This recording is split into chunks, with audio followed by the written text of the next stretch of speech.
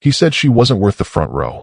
But when she pulled up in a red Royal Rolls, wearing the gown he once told her she couldn't afford to buy, and with the children that has his eyes, suddenly, she had everyone's full attention. They told her to sit quietly in the back. That's where ex-wives belong. But Karen Henson didn't come to cry. She came to remind them who she really was. What Tony didn't know was that the woman he left broken had rebuilt herself in silence. And the moment she stepped out of that car, the lies he built his new life on began to crumble. What would you do if the man who abandoned you tried to humiliate you at his own wedding? Would you take the high road, or would you show up with a vengeance? Because Karen Henson, she chose silence, then made it echo loud enough to ruin him. Before we go any further, we'd love for you to hit that subscribe button. Tell us where you're watching from.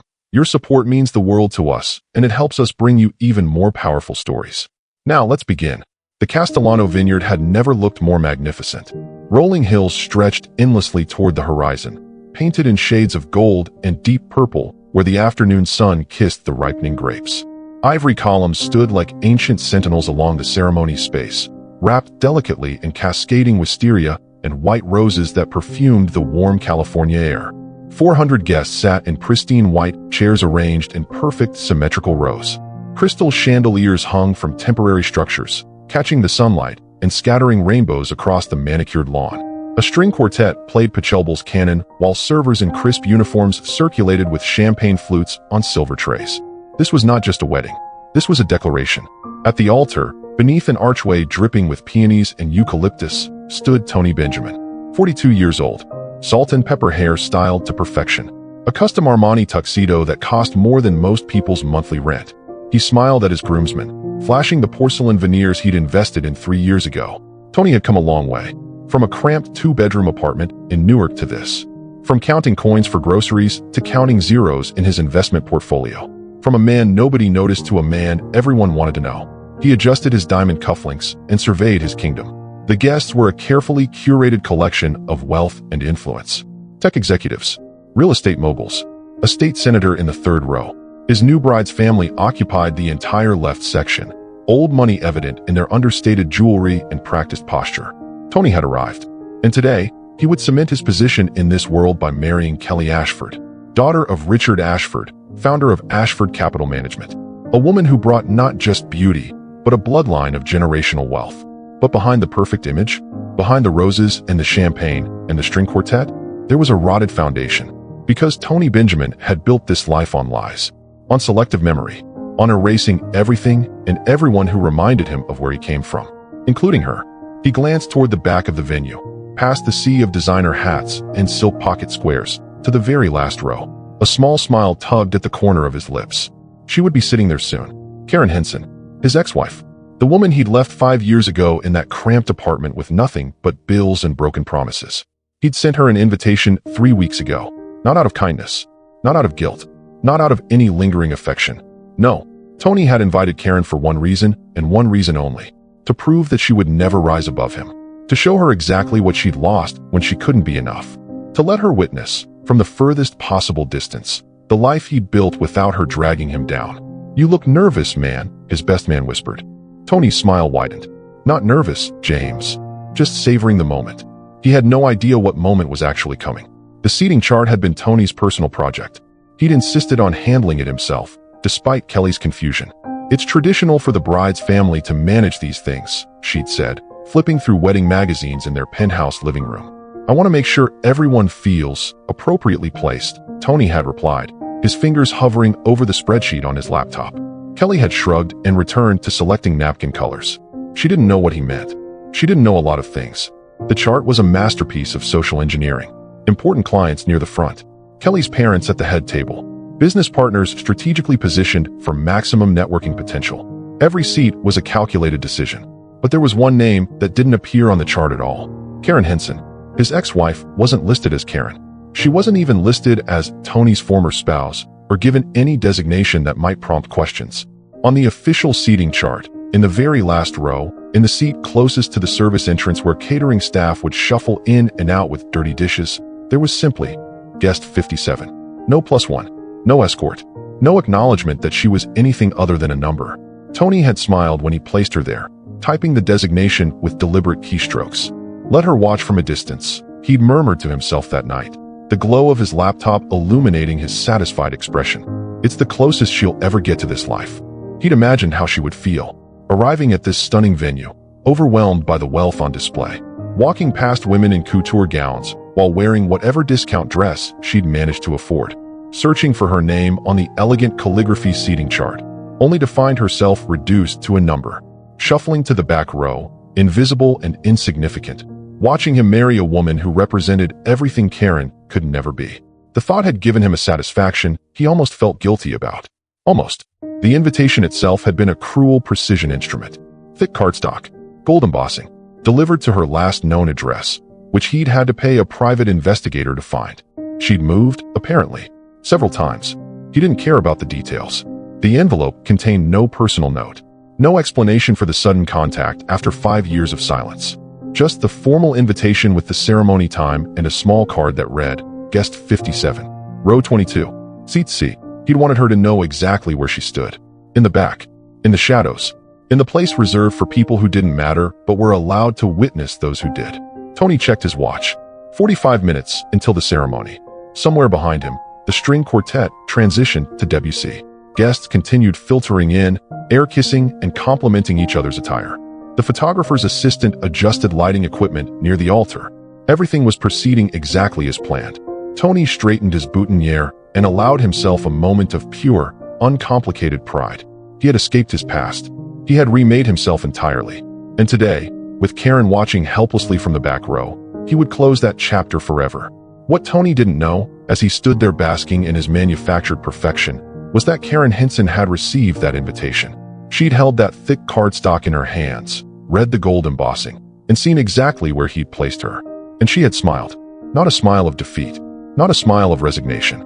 A smile that said, "You have no idea who I am now." But what exactly had Karen been doing for the past 5 years? And why would that invitation make her smile instead of cry? Comment your thoughts, thinking face. The ceremony was 15 minutes away.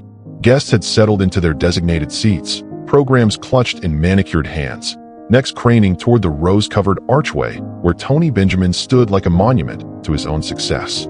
The string quartet had shifted to a gentle rendition of A Thousand Years, and the afternoon sun cast everything in a honeyed, cinematic glow. It was, by all accounts, the perfect moment. And then they heard it.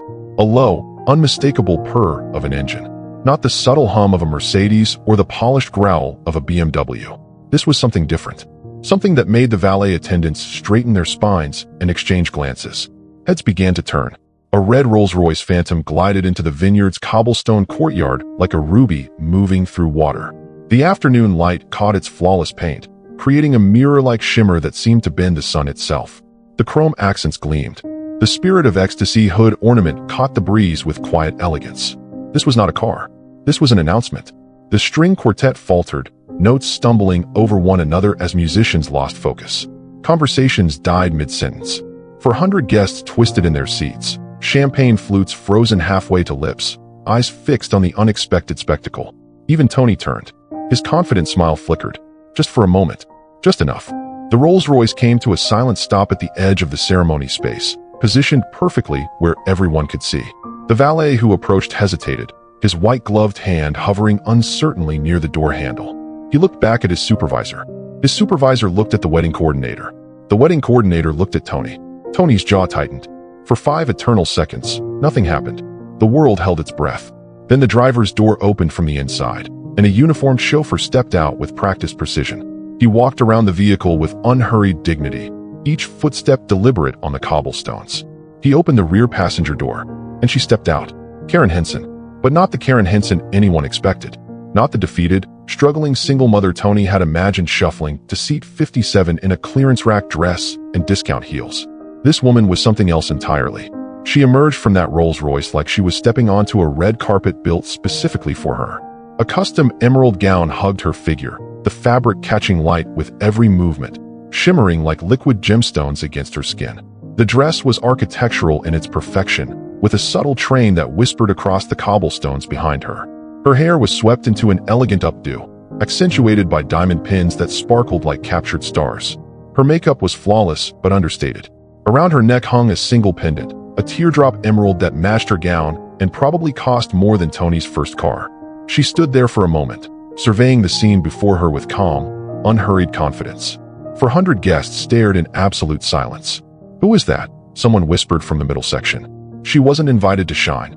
Another voice murmured, low but audible in the hush. "But she brought her own spotlight." Karen's eyes swept across the venue, past the ivory columns and white roses, past the gaping faces of strangers, until they landed on Tony. She didn't smile. She didn't frown.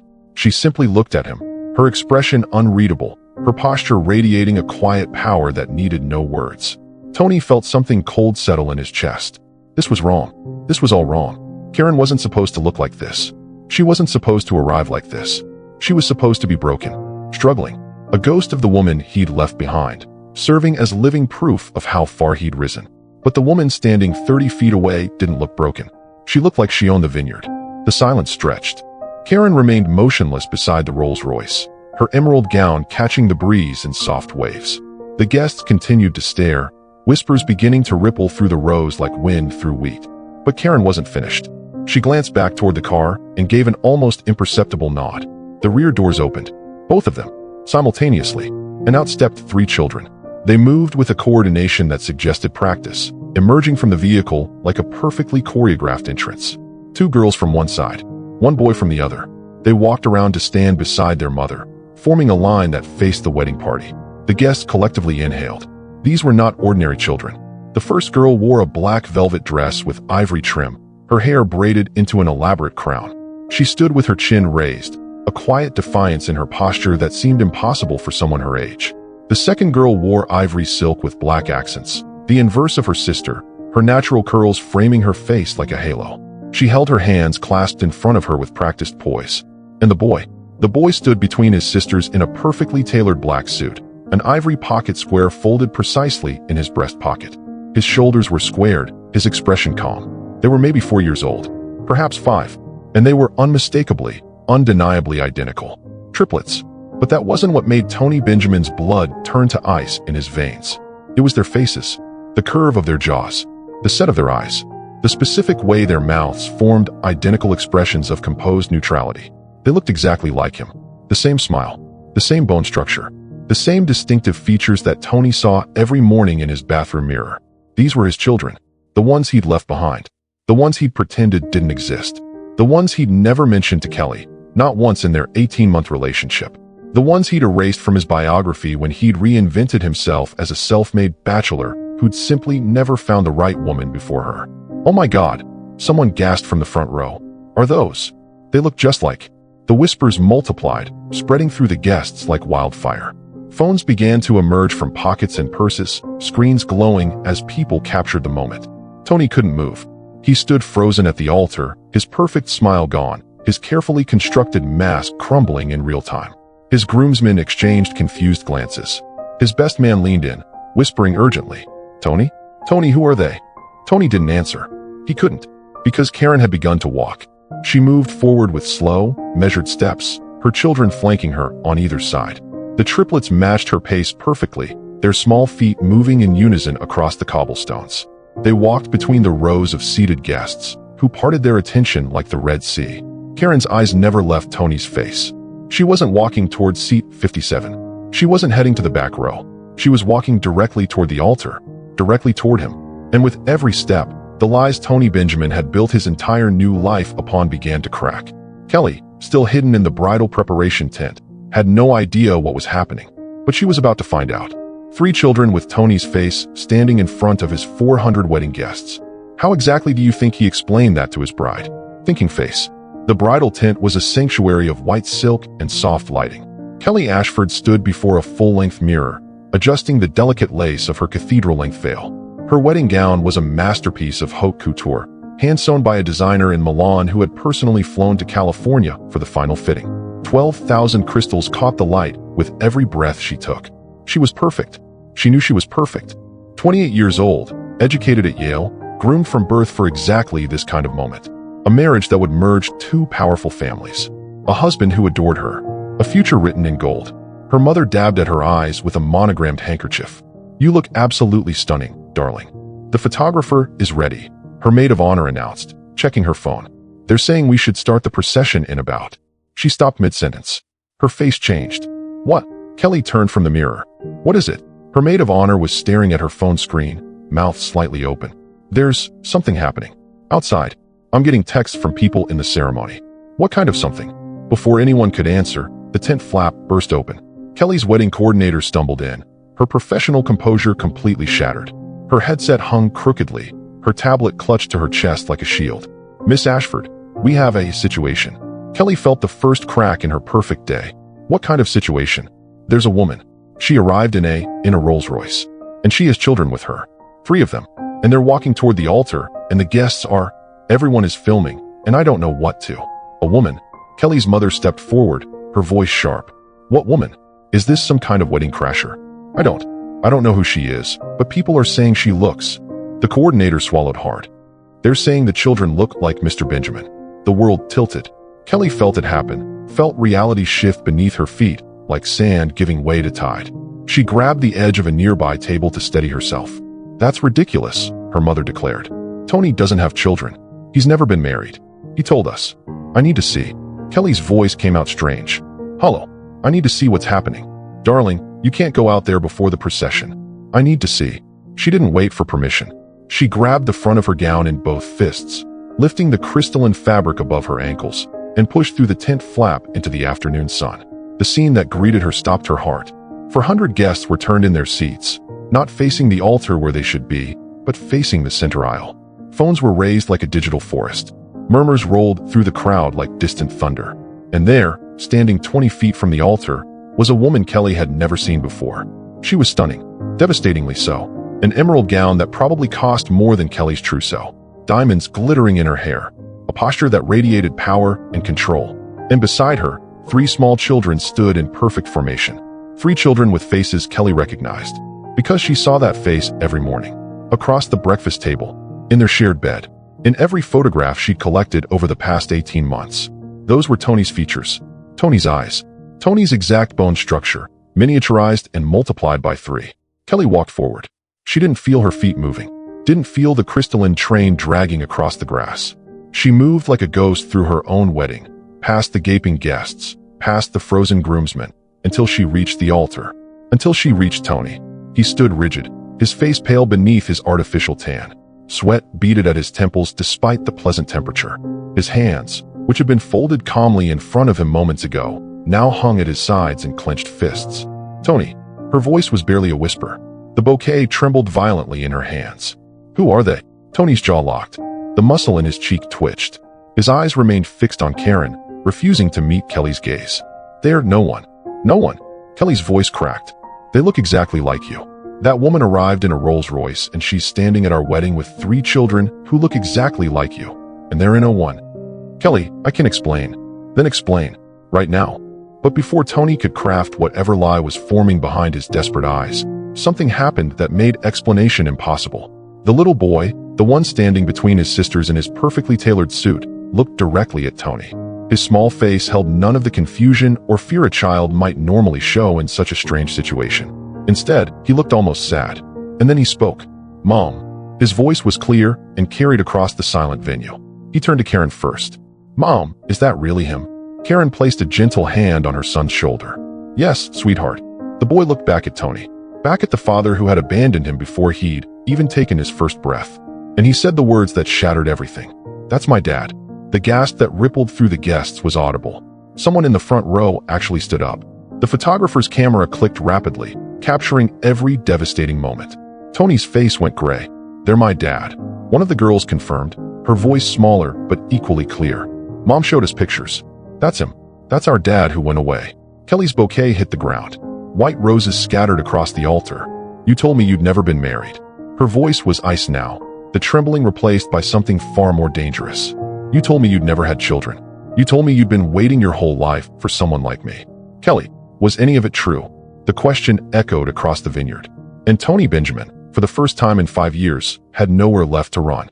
5 years earlier, the apartment had been cold. Not because of the weather, though Newark in November wasn't kind. It was cold because the heating bill had gone unpaid for weeks, and the landlord had finally made good on his threats. Karen sat on their second-hand couch, wrapped in a blanket, watching her breath form small clouds in the air of her own living room. She was 26 years old. She was 8 weeks pregnant. And she was watching Tony pack. Please. The word came out cracked, broken. She'd already said it a dozen times. Maybe 100. It didn't seem to matter. Please don't do this. We can figure it out. We've always figured it out. Tony didn't look at her as he stuffed clothes into a duffel bag. His movements were mechanical, practiced, like he'd rehearsed this departure in his mind long before he'd announced it. There's nothing to figure out, Karen. His voice was flat. I've been figuring it out for 7 years. 7 years of scraping by. 7 years of next month will be better. 7 years of this. He gestured around the cramped apartment with its water-stained ceiling and secondhand furniture. We're having a baby. She pressed a hand to her stomach, to the life growing inside her that he'd celebrated just weeks ago. You said you were happy. You said this was what you wanted. I said what I thought I was supposed to say. The words landed like physical blows. Karen pulled the blanket tighter, as if it could protect her from what was happening. What changed? What happened? Tony finally stopped packing. He turned to face her, and what she saw in his eyes terrified her more than any words could. Nothing. She saw nothing. No love. No guilt. No conflict. Just emptiness where their shared life had once lived. I got offered a position, he said. In California. A real position. At a real company. The kind of opportunity I've been waiting for my entire life. Then we'll go to California. Together. I need more than this life. He cut her off without raising his voice, which somehow made it worse. I need more than this apartment. More than counting coins for groceries. More than the life you're able to give me. The life I'm able to give you. Karen stood, the blanket falling away. I've worked double shifts for 3 years so you could finish your degree. I've eaten rice for dinner so you could have interview clothes. I've given you everything I have. And it's not enough. Silence. Horrible, echoing silence. The baby, Karen started. I'll send money. Tony zipped the duffel bag. When I can. If I can. If you can. I didn't ask for this, Karen. For the first time, irritation flickered across his face. You got pregnant. That's not my fault. Not your fault. You were there, Tony. This is our child. It's your child. He lifted the bag onto his shoulder. You made the choice to keep it. That was your decision. Not mine. Karen felt something break inside her. Not her heart. That would have been too simple. This was something deeper. Something foundational. The very bedrock of who she thought she was, crumbling to dust. You're going to walk away. She said it slowly, testing the words. From me. From our baby. From 7 years. And you don't even feel anything.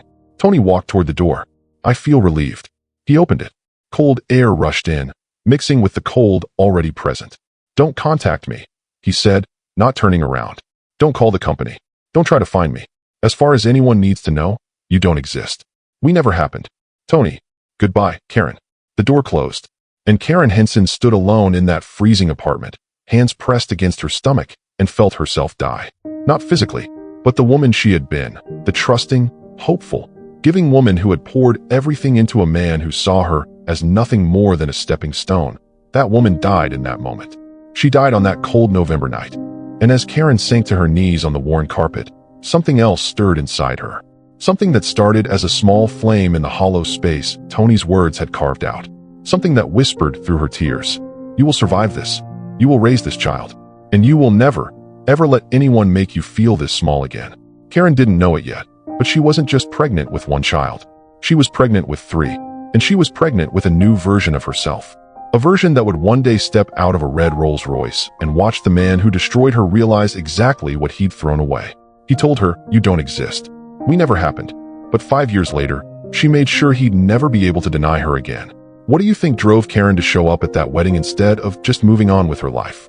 Thinking face. The first year was survival. Karen worked 3 jobs. Morning shift at a bakery, starting at 4 a.m., her swollen belly pressed against the counter as she boxed pastries and brewed coffee for customers who never learned her name. Afternoon shift at a call center, sitting in a cramped cubicle with a headset digging into her ears, answering complaints from strangers while her feet throbbed and her back screamed for relief. Night shift, 3 times a week, cleaning offices in a downtown building where executives left half-eaten meals and scattered papers for someone else to deal with. She slept in fragments. She ate whatever was cheapest. She saved every single penny that didn't go toward rent, utilities, or the bare minimum of prenatal care. When the doctor told her she was carrying triplets, Karen sat in the parking lot of the free clinic for 45 minutes, unable to start her car.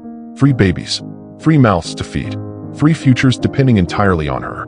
She allowed herself exactly 45 minutes to be terrified. Then she drove home and started planning. The triplets arrived 7 weeks early, tiny and fragile and fighting for their lives in the NICU. Karen spent every moment she wasn't working in that hospital, her hands pressed against the incubator glass, whispering promises to 3 babies who couldn't hear her yet. I will give you everything. I will be enough for all of you. I will never let you feel unwanted. They came home after 6 weeks. Maya, Mia, and Marcus. 2 girls and a boy, identical in their features, but already distinct in their personalities. Maya was fierce, crying with purpose. Mia was observant, her eyes tracking movement before she should have been capable. Marcus was calm, the peacemaker, content as long as his sisters were near. Karen loved them with a ferocity that frightened her. The second year was education. Between feedings and diaper changes and the endless exhaustion of single motherhood multiplied by 3, Karen taught herself to invest. She read books borrowed from the library, pages stained with baby formula and coffee. She studied online courses at 2 in the morning while the triplets slept in a row of second-hand cribs. She learned about stocks, bonds, real estate, compound interest. She started small, $50 here, $100 there. Money she scraped together from selling homemade baked goods to her neighbors, from tutoring high school students on weekends, from every possible side hustle she could manage while raising 3 infants alone. Her first investment doubled in 8 months. She reinvested everything. The third year was foundation. Karen launched a small consulting business from her kitchen table, helping other struggling single mothers create budgets and build savings. She charged sliding scale fees based on what her clients could afford. She worked with women who reminded her of herself, women who had been left behind, counted out, written off.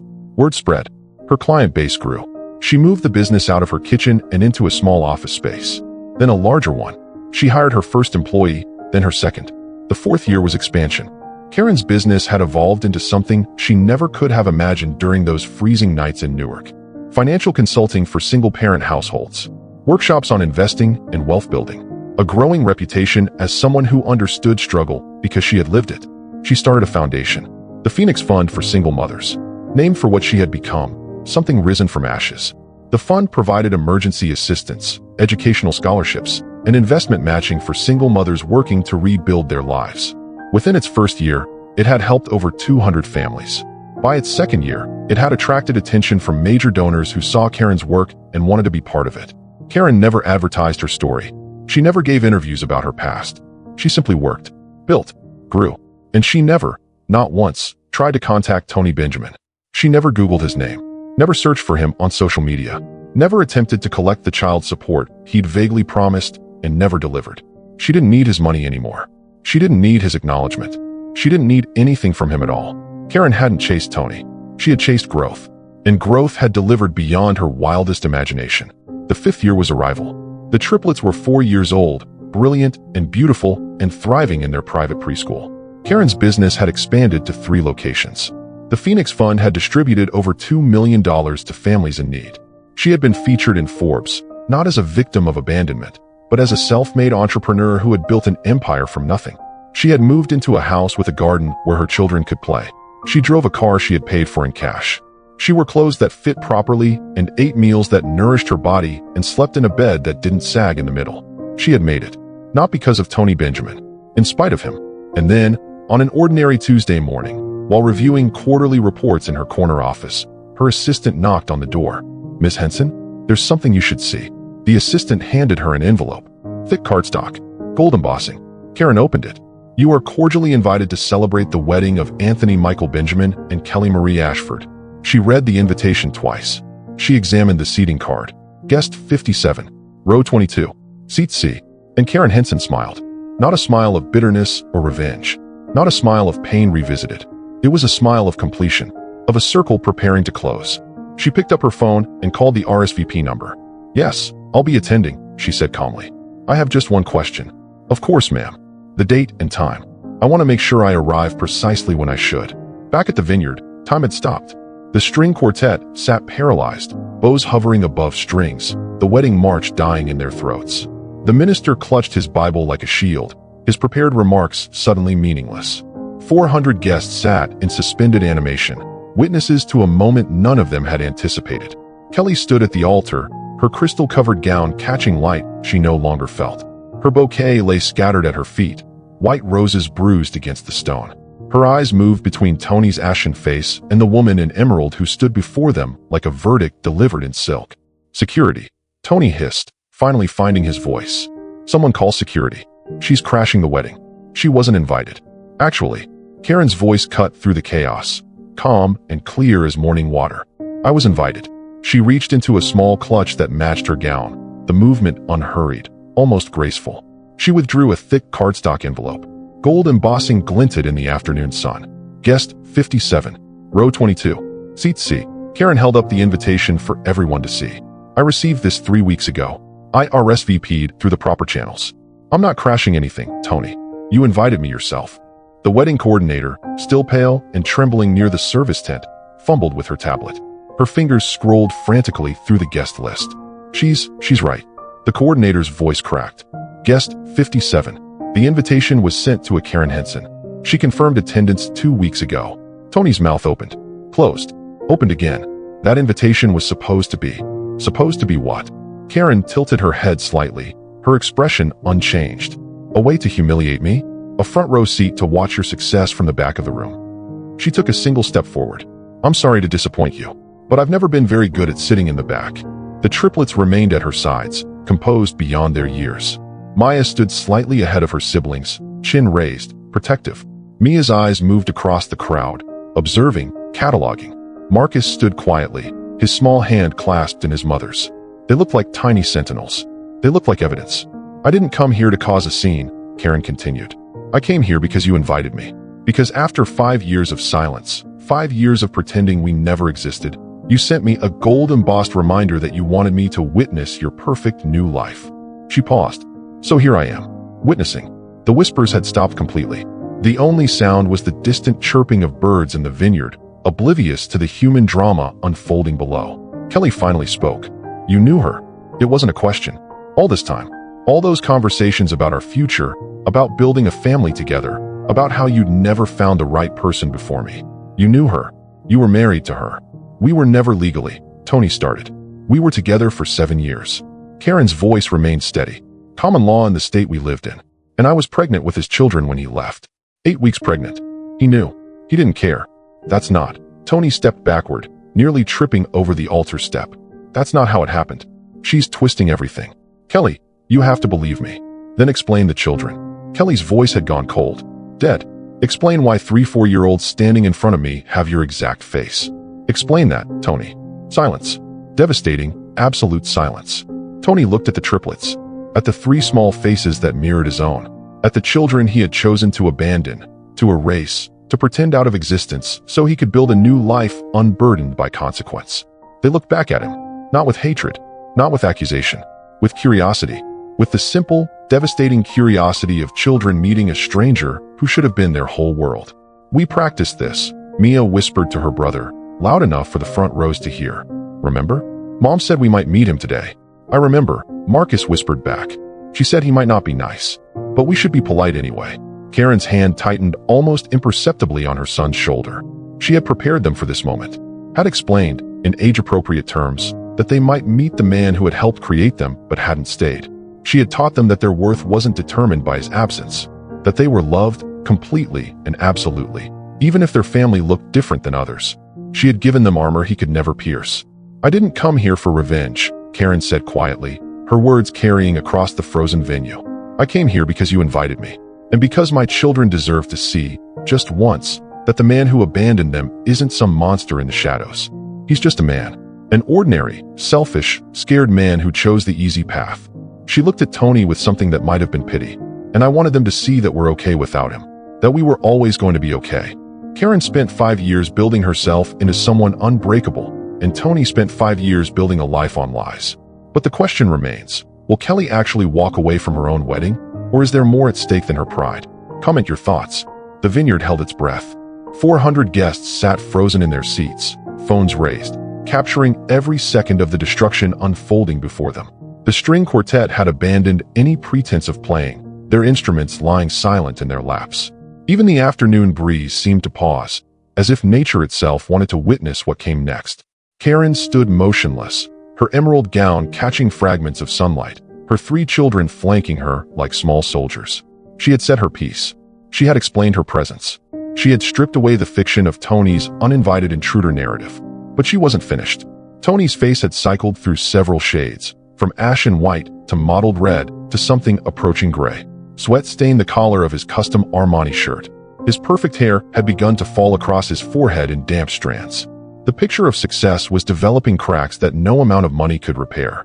"This is insane," Tony finally managed, his voice pitching higher than usual. "Kelly, sweetheart, you can't believe any of this. This woman is clearly disturbed. She's been stalking me for years, making up stories, trying to ruin my life." "Stalking you?" Karen's eyebrow rose by a fraction of an inch. "Tony, you sent me an invitation. To your wedding. With assigned seating." "That wasn't. I didn't mean." "Guest 57. Row 22. Seat C." Karen recited the details with precision. "The back row, next to the service entrance. You wanted me here. You wanted me to watch from the worst seat in the house while you married into her family's fortune." Murmurs rippled through the guests. Someone in the middle section whispered loudly enough to carry. "He invited his ex-wife to humiliate her?" "That's not what happened." Tony's voice cracked. Karen didn't raise her voice. She didn't call him names. She didn't descend into the theatrics he had probably expected, the tears and accusations that would have allowed him to paint her as the hysterical ex-girlfriend, the crazy woman who couldn't move on. Instead, she simply looked at him. A long, measured look that seemed to strip away every layer of pretense he had built over 5 years. The tailored suit, the porcelain veneers, the rehearsed charm and manufactured sophistication. She looked at him, and she saw exactly what he was. And then she spoke. "These children have your eyes." Her voice was calm, almost gentle, but it carried across the silent venue with devastating clarity. "They have your smile, your bone structure, your exact expressions when they're thinking about something." She paused, her hand resting softly on Marcus's shoulder. "Maya has your stubbornness. Mia has your analytical mind. Marcus has the way you used to laugh before you forgot how." Tony's jaw tightened. "They're 4 years old," Karen continued. "They've asked about you exactly 3 times in their lives. The first time, they wanted to know why other kids had daddies and they didn't. The second time, they wanted to know if you were dead. The third time, Maya asked if you didn't love them because they did something wrong." A woman in the front row pressed her hand to her mouth. "I never told them you left because you wanted to," Karen said. "I never told them you chose money and status over their existence. I let them believe you had your reasons. I protected them from the truth of who you are." She took one step closer to Tony. "These children have your eyes, Tony. Too bad you never had the spine to face them." The words landed like a physical blow. Tony actually staggered backward, catching himself on the altar's edge. His best man reached out to steady him, then seemed to think better of it and withdrew his hand. Karen reached into her clutch once more. She withdrew a folder. It wasn't thick, but it wasn't thin either. Cream-colored, professional, with a small label on the tab that was too distant for the guests to read, but close enough for Tony and Kelly to see clearly. Karen didn't approach Tony. She turned to Kelly instead. "I didn't come here to destroy your wedding," Karen said, her voice softening slightly. "You're a victim in this too. He lied to you just like he lied to me. The only difference is, I got 5 years to learn who he really is. You're finding out right now." She extended the folder. "This is everything I have. Everything that proves I'm not some stalker making up stories. I thought you deserved to see it before you signed anything that ties you to him legally." Kelly stared at the folder like it might bite her. "Take it or don't," Karen said. "But whatever you decide it with the truth, not with the version of reality he constructed for you." Kelly's hand trembled as she reached out and took the folder. She opened it. The first page was a child support filing from 4 years ago. Karen's name as plaintiff. Tony's name as defendant. A case number from the state of New Jersey. "I filed for support when the triplets were 3 months old," Karen explained quietly. "He never responded. Never appeared in court. The case was dismissed for inability to locate the defendant." Kelly turned the page. Letters. A stack of them. Each one still sealed. Each one marked, "Returned to sender," in red ink. The envelopes were addressed to various locations in California, different apartments and offices Tony had occupied over the years. "I wrote to him," Karen said. "Updated addresses when I could find them. Sent photographs of the children on their birthdays. Every single letter came back unopened." Kelly's hands were shaking visibly now. The final pages. 3 paternity tests. Professional laboratory results. DNA analysis conducted by an accredited facility. "I had these done when they were 18 months old," Karen said. "I used samples from items he left behind when he walked out. Hair from a brush. An old razor. The results are conclusive. Probability of paternity, 99.97%. 3 times. For 3 children." Kelly closed the folder. She looked up at Tony, and what she saw in her eyes made him take another step backward. If this moment had you holding your breath, you're going to want to stay until the last vow. Hit subscribe. Trust me, it only gets colder from here. The silence stretched. Kelly Ashford stood at the altar of her own wedding, a cream-colored folder in her hands, her 12,000 crystal gown suddenly feeling like a costume she had borrowed from someone else's life. The cathedral veil she had so carefully adjusted 20 minutes ago now felt like a shroud. She had imagined this day since she was a little girl. The flowers, the music, the handsome groom waiting at the altar with tears of joy in his eyes. The moment her father would walk her down the aisle, the vows they would exchange, the kiss that would seal their future. She had imagined everything. Except this. 400 guests watched her. Her parents sat in the front row, her mother's face frozen in horror, her father's expression shifting rapidly toward fury. Her bridesmaids huddled near the tent, clutching their matching bouquets like life preservers. The photographer's camera continued clicking, capturing a wedding album no one would ever want to display. And her groom stood before her with sweat staining his perfect shirt and lies crumbling around his perfect face. Kelly didn't throw a tantrum. She didn't scream or cry or collapse into theatrical hysterics. She had been raised better than that. Ashfords didn't make scenes. Ashfords maintained composure even when their worlds were falling apart. But Ashfords also didn't marry liars. She asked one question. Did you lie to me about all of this? Her voice was steady, almost conversational, the kind of tone she might use to ask if he'd remembered to pick up dry cleaning. Tony's mouth worked silently. His hands gestured vaguely at the air, grasping for words that wouldn't come. Kelly, it's complicated. Did you? Lot. There are things you don't understand. About having 3 children you abandoned? About having a woman you lived with for 7 years? About promising me you'd never been married, never had kids, never had any serious relationships before me? Kelly's composure was beginning to crack at the edges. Which part don't I understand, Tony? I was going to tell you. When? The word came out sharp. When were you planning to mention the 3 children with your face? On our honeymoon? Our anniversary? When our own children asked why they had siblings they'd never met? They're not. I don't even know if they're really. 99.97%. Kelly held up the folder. 3 separate tests. 3 separate children. 99.97% probability on each one. The lab results are right here. She stepped closer, her voice dropping to something just above a whisper. Did you lie to me about all of this? Tony stammered. Sounds came out of his mouth, but they weren't words. They weren't explanations. They weren't even excuses.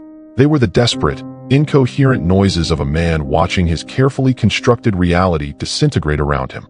The situation, you have to understand. Kelly waited. The guests waited. Even Karen waited, her children still and silent beside her. Tony looked at his bride, at the 400 witnesses, at the minister clutching his Bible, at the altar where he was supposed to pledge his love and fidelity to a woman he had deceived from the very first conversation. And he had nothing. No explanation. No defense. Just the hollow echo of everything he had pretended to be. Kelly closed her eyes. When she opened them, something had changed. The shock had faded. The confusion had crystallized into something harder. Something final. She stepped backward, away from Tony, away from the altar, away from the future she had been promised. I'm not marrying a coward, she said. The words rang across the vineyard like a bell. Kelly, please. Tony reached for her arm. She pulled away as if his touch burned. Don't. Her voice was ice now. Don't touch me. Don't speak to me. Don't even look at me. Everything I built was for us. Everything you built was on lies. For the first time, Kelly's voice rose above its controlled register. Our entire relationship was built on a foundation you made up. Every time you told me about your past, every time you promised me you were being honest, every time you said there was nothing between us but trust, it was all fake. She turned to face the guests, her family's associates, her father's business partners, her mother's society friends, everyone who had gathered to witness the merger of 2 powerful families. There isn't going to be a wedding today, she announced, her voice carrying across the silent venue. I apologize for the inconvenience.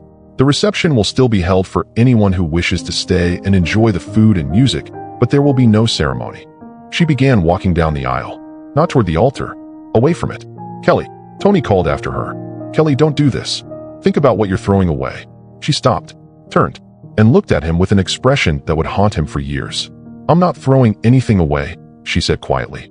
I'm saving myself from becoming the next woman you abandon when something better comes along. Then she continued walking, past the stunned guests, past the frozen photographers, past the wilting flower arrangements and the silent string quartet. She walked until she disappeared into the bridal tent, and she didn't come back out. Kelly walked away from the altar, but she mentioned the reception would still happen. Do you think she's truly done with Tony? Or is there more confrontation waiting behind those tent walls? Thinking face. For a moment, nobody moved. The vineyard existed in suspended animation, 400 people frozen in their seats like figures in a photograph. The afternoon sun continued its slow descent toward the hills, casting long shadows across the abandoned altar where Tony Benjamin stood alone. Utterly, devastatingly alone. Then, movement. It started in the back rows. A woman in a lavender dress rose to her feet, her hands coming together in slow, deliberate applause. The sound echoed across the silent venue like gunshots. Clap, clap, clap. Another guest stood, then another, then a cluster of people in the middle section, rising from their chairs and adding their hands to the growing percussion. They were applauding, but not for the groom. They were looking at Karen. That took courage, someone said, loud enough to carry. Standing up to him like that. Did you see those children? Those poor babies. He abandoned triplets. Triplets. What kind of monster? The whispers multiplied, overlapping and interweaving until they formed a constant hum of judgment. Phones emerged from pockets and purses, screens glowing as guests documented the wreckage of what should have been the social event of the season. Tony watched it happen. He watched his carefully cultivated reputation shred itself in real time. Watched the business associates he had spent years courting exchange meaningful glances. Watched his new connections, the wealthy and powerful people he had worked so hard to impress, look at him with expressions ranging from disgust to fascinated horror. Tony, his best man grabbed his arm. Tony, we need to get you out of here. This is becoming a spectacle. Tony didn't respond. He couldn't stop staring at the phones. Dozens of them, maybe hundreds, recording everything, capturing his humiliation from every possible angle. In minutes, this footage would be uploaded, shared, commented upon. By tomorrow, it would be everywhere. By next week, his name would be synonymous with this moment. Is anyone live streaming this? Someone asked from the fourth row. I am, another voice confirmed. 3,000 viewers and climbing. Tony felt his legs weaken. Near the service entrance, a group of Kelly's relatives had gathered. Her father, Richard Ashford, stood at the center of the cluster, his face the color of old brick. His wife clutched his arm, alternating between dabbing her eyes and shooting murderous looks toward the altar. He made fools of us, Richard said, his voice carrying farther than he probably intended. The background check never showed any of this. He covered his tracks completely. We'll destroy him, another family member muttered. Every business connection, every investment opportunity, every door he's ever walked through, we'll close them all. That's the least of what he deserves. Tony heard every word.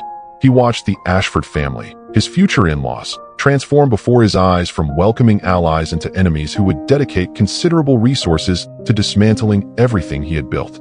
In the middle section, guests had begun to cluster in small groups, sharing observations and theories. I heard he told Kelly he was an only child too, but someone said his brother is sitting right over there. His brother? There's more family he hid. Apparently he reinvented his entire history. Nobody here knows who he really is. A woman in a designer hat shook her head slowly. I sat next to him at the Ashford Christmas Gala. He told me the most elaborate story about growing up in Connecticut. Private schools, sailing lessons, the whole thing. He's from Newark, someone else contributed. I heard the ex-wife mention it. Newark, New Jersey. Newark. The woman's laugh was sharp and humorless. He told me he'd never been to New Jersey in his life. The laughter that followed wasn't kind. Near the altar, Tony's groomsmen had begun to distance themselves. Literally, they shifted away from him inch by inch, creating a physical gap that mirrored the social chasm opening around him. His best man was still trying to move him. Tony, please. We need to go. Now. But Tony remained rooted to the spot, watching his world collapse. And then someone spoke the words that would define the entire day. It came from an elderly woman in the third row, someone's grandmother, dressed in pearls and old money elegance. She said it quietly, but in the strange acoustics of the ruined ceremony, her words carried to every ear. This isn't a wedding. It's a reckoning. The phrase rippled outward. A reckoning. Within minutes, it would become a hashtag. Within hours, it would trend. Within days, it would be the title of the news stories and social media posts and YouTube videos that dissected every moment of Tony Benjamin's very public destruction. But right now, in this suspended moment, it was simply the truth. Tony had spent 5 years building a palace of lies, and Karen Henson had brought the whole thing down without ever raising her voice. Karen had seen enough. She looked at Tony one last time. At the man who had left her pregnant and freezing in that Newark apartment. At the man who had told her she didn't exist, that they had never happened. At the man who had tried to seat her in the back row of his triumph as a final act of petty cruelty. He looked smaller than she remembered. Not physically.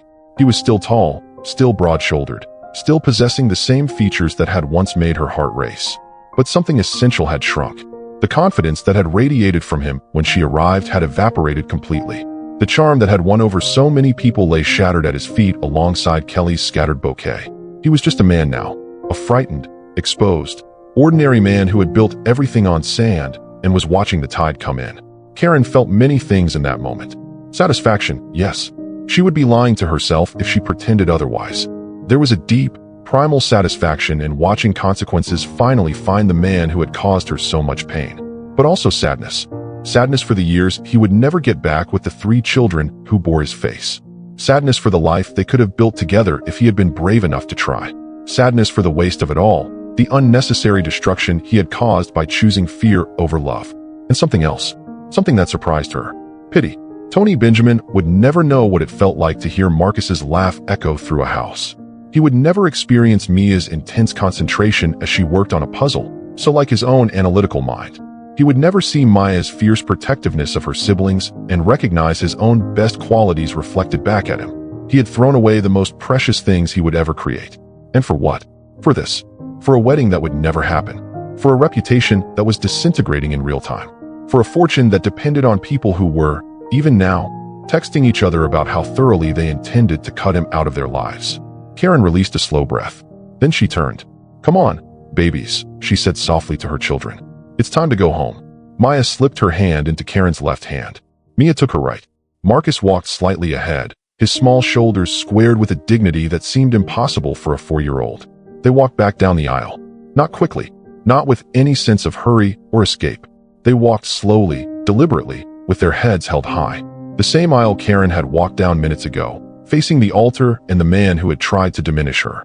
Now she walked it in reverse, walking away from him, walking toward the life she had built without him. The guests parted as she passed, creating a corridor of space. Some nodded at her with respect. Others simply stared. A few women reached out to briefly touch her arm, silent gestures of solidarity. One voice, young and clear, called out from the 4th row, "You're my hero." Karen didn't respond verbally, but a small smile crossed her lips. Behind her, at the abandoned altar, Tony finally moved. "Karen." His voice cracked on her name.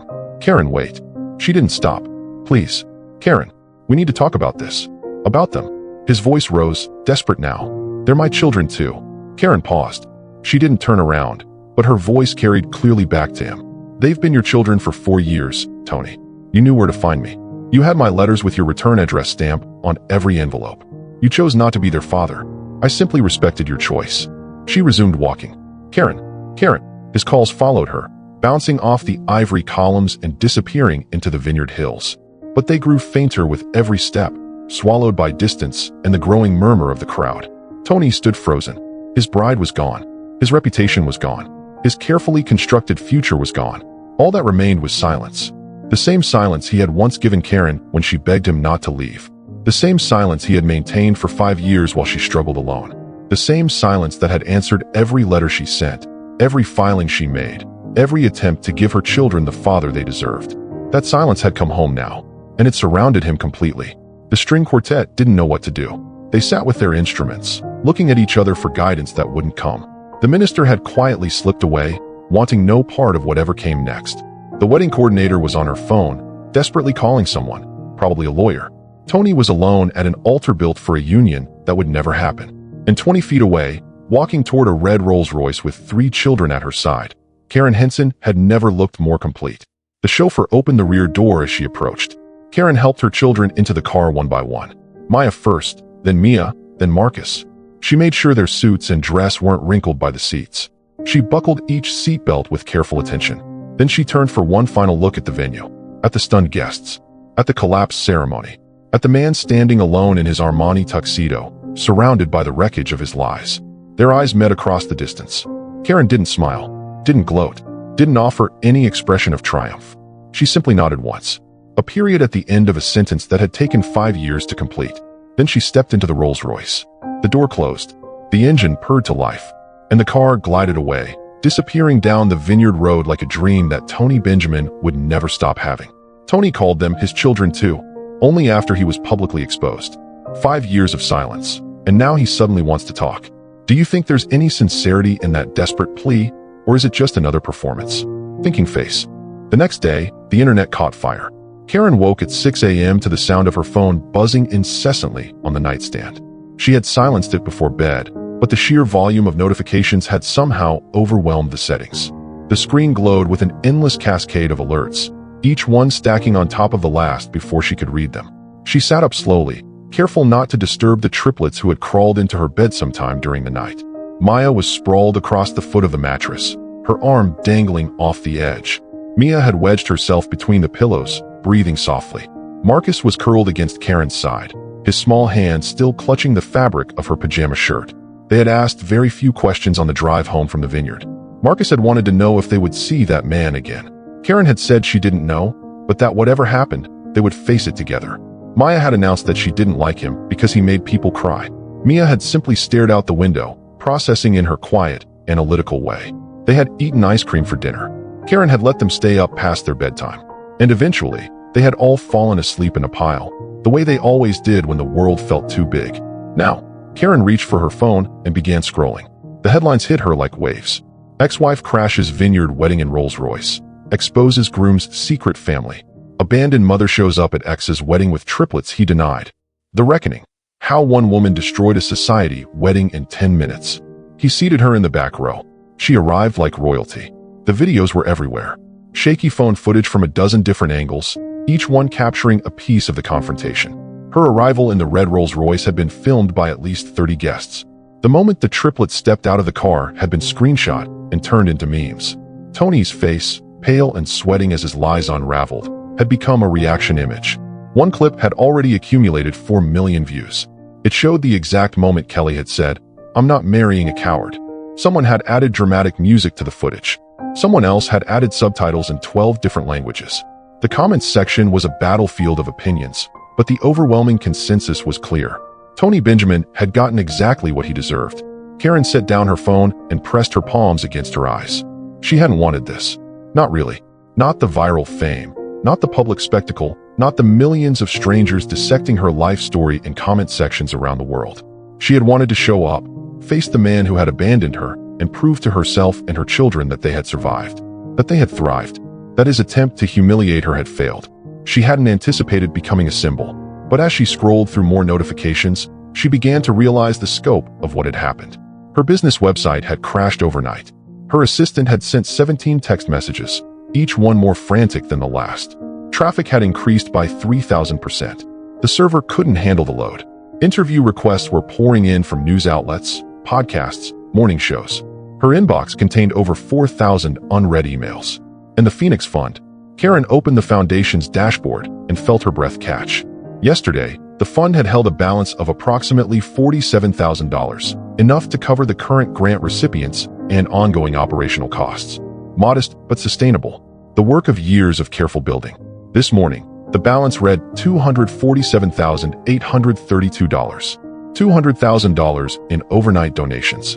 Karen stared at the number until her vision blurred. Messages accompanied many of the contributions. She scrolled through them with trembling fingers. Single mom of 2. You showed me what strength looks like. Donating what I can. My ex told me I'd never amount to anything. Today I run my own business. Your story is my story. For my daughter, so she never has to beg someone to see her worth. You're a queen. Never let anyone seat you in the back row. The donations were still coming. Every few seconds, the number ticked upward. $10, $50, $500. Someone had given $5,000 with a note that simply said, "Revenge looks good on you." Karen laughed softly, the sound catching in her throat. She hadn't wanted revenge, but she wouldn't pretend this didn't feel like justice. Her phone buzzed again. A news alert this time. Breaking. Ashford family announces complete severance of business ties with Benjamin Holdings. She clicked the article.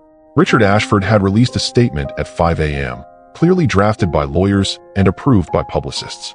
The language was formal, but the message was clear. Tony Benjamin was finished. Every door the Ashford name had opened for him was now permanently closed. Every investment opportunity, every business connection, every social invitation, gone. The article included a quote from an anonymous source close to the family. He didn't just lie to Kelly. He lied to all of us. The Ashfords don't tolerate deception, and they don't forgive it. Karen set down her phone. Outside her bedroom window, the morning sun was rising over the garden where her children played every afternoon. The same garden she had dreamed about during those freezing nights in Newark. The same garden she had worked 3 jobs and 18-hour days to afford. She had built this life. Not Tony. Not anyone else. Her. And sometimes, she reflected, revenge doesn't scream. It doesn't throw tantrums or make threats or demand satisfaction. Sometimes revenge simply arrives. On 4 wheels and high heels. The interview requests kept coming. By noon, Karen had received formal invitations from 3 national morning shows, 2 primetime news programs, a dozen podcasts, and more online publications than she could count. Everyone wanted the exclusive. Everyone wanted to hear her tell the story in her own words. Everyone wanted to be the platform where Karen Henson explained exactly how she had brought down Tony Benjamin. She declined them all. Every single one. Her assistant was bewildered. "Karen, do you understand what this exposure could do for the business? For the fund? One interview with a major network, and we'd have enough donations to operate for 10 years. "I know," Karen said calmly. "Then why?" "Because that's not why I did it." She hadn't gone to that wedding to become famous. She hadn't stepped out of that Rolls-Royce to launch a media career. She hadn't confronted Tony Benjamin so that strangers could debate her choices on television. She had done it for herself, for her children, for the woman who had died on the floor of that freezing apartment 5 years ago, and for the woman who had risen from her ashes. That story belonged to her. She wasn't going to package it for entertainment, but she did decide to say one thing.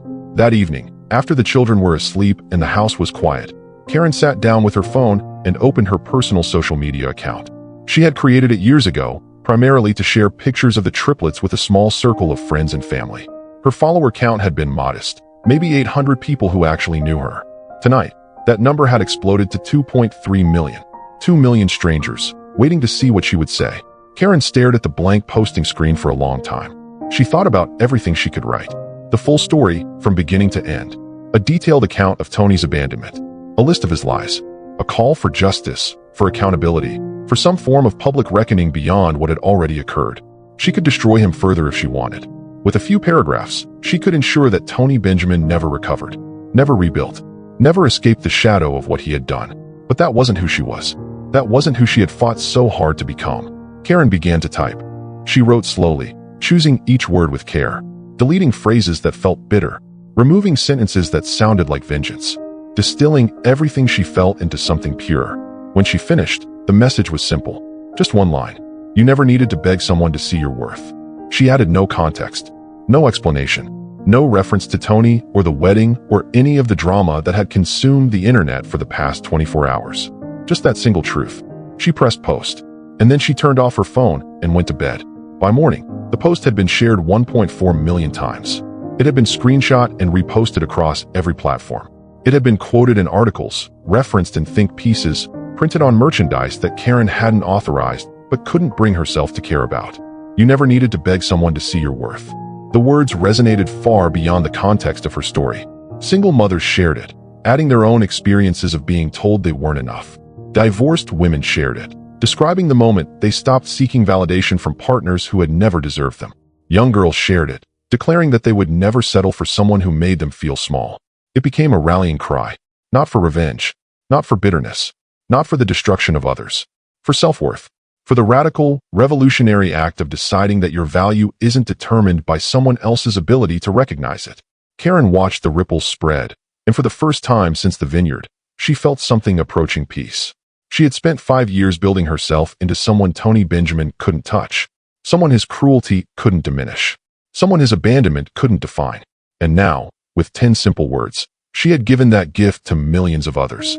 The post went more viral than the wedding itself, more viral than the videos, more viral than the headlines, more viral than any of the footage or commentary or hot takes. Because the wedding was a spectacle, but the message was a truth. And truths, Karen had learned, travel further than any scandal ever could. 10 words. That's all it took to turn a moment of personal reckoning into a global movement. What do you think made that simple message resonate with millions of people more than any of the dramatic wedding footage? Thinking face. 3 weeks after the wedding, the world had mostly moved on. The headlines had faded, replaced by new scandals and fresh outrages. The viral videos had been buried under layers of newer content. The hashtags had cooled. The memes had evolved into something else entirely. But for Karen Henson, life continued. She stood at the kitchen counter on a Sunday morning, watching the triplets eat breakfast at the table she had purchased with money she had earned herself. Maya was arguing with Mia about whose turn it was to choose the cartoon. Marcus was carefully arranging his cereal into patterns before eating it, one piece at a time. They were so ordinary in this moment. So perfectly, beautifully ordinary. The Phoenix Fund had stabilized at just over $400,000 in donations. Karen had hired 2 additional staff members to handle the increased workload. Grant applications had tripled. The waiting list for their financial literacy workshops now stretched 6 months into the future. Good things had grown from the wreckage. Her business had weathered the attention and emerged stronger. New clients had found her, drawn by her story but staying for her expertise. Speaking invitations had arrived, which she accepted selectively, only when the topic was financial empowerment rather than personal drama. She had rebuilt her privacy, brick by brick. And Tony Benjamin? Karen had heard things. Through the grapevine, through mutual acquaintances who suddenly remembered she existed, through the occasional news article that crossed her feed. He had lost everything. The Ashford family had been thorough in their retaliation. Every business connection severed. Every investment opportunity closed. Every door that money and influence could shut had been slammed in his face. The company he had worked so hard to build had crumbled within weeks, abandoned by partners who wanted nothing to do with his scandal. He had tried to contact her twice. The first time, through a lawyer, requesting a formal meeting to discuss the children's future. Karen had responded through her own lawyer with a simple message. Any discussions would happen in family court, with proper legal representation, following the child support case she had reopened. The second time, he had shown up at her office. Security had escorted him out before he reached the elevator. Karen had watched from her window as he stood on the sidewalk below, looking up at the building she owned, at the life she had built, at everything he had thrown away. He had looked smaller than ever. She hadn't felt triumph, hadn't felt satisfaction, had felt only a distant sadness, like watching a stranger make choices she couldn't understand. Then she had returned to work. Now, watching her children bicker over breakfast, Karen felt something shift inside her. A conversation that needed to happen. Words that needed to be said. "Kids," she said, setting down her coffee. "Can we talk for a minute?" The arguing stopped immediately. 3 pairs of eyes, so like their fathers, turned toward her with matching expressions of curiosity. "Are we in trouble?" Marcus asked cautiously. "No, baby, not at all." Karen moved to the table and sat down with them. "I just want to talk about something important." Maya straightened in her chair, assuming her protective eldest by 3 minutes posture. "Is this about him? The man from the party?" Karen smiled softly. The wedding had become the party in their vocabulary. She hadn't corrected them. "Yes, it's about him." The children waited. Karen took a breath, choosing her words with the same care she had used for that viral post. These words mattered more. These words would shape how her children understood their own story. "You know that man is your father," she began. "We've talked about that. He helped make you, and that's why you have some of his features. We have his eyes," Mia said quietly. "You told us." "You do. And his smile, sometimes." Karen reached out to touch her daughter's cheek. "But here's what I want you to understand, what I need you to carry with you as you grow up." She looked at each of them in turn. "Don't hate him." Maya's brow furrowed. "But he left us. He made you sad." "He did," Karen acknowledged. "He made choices that hurt us. He wasn't there when we needed him. And that was wrong. I won't pretend it wasn't." "Then why shouldn't we hate him?" Maya demanded. "Because hate is heavy, sweetheart." Karen's voice was gentle but firm. "Hate takes up space in your heart that could be filled with better things. If you spend your life hating someone who hurt you, they're still controlling you. They're still taking something from you. And he's already taken enough." Marcus's small hand found hers under the table. "So what should we do?"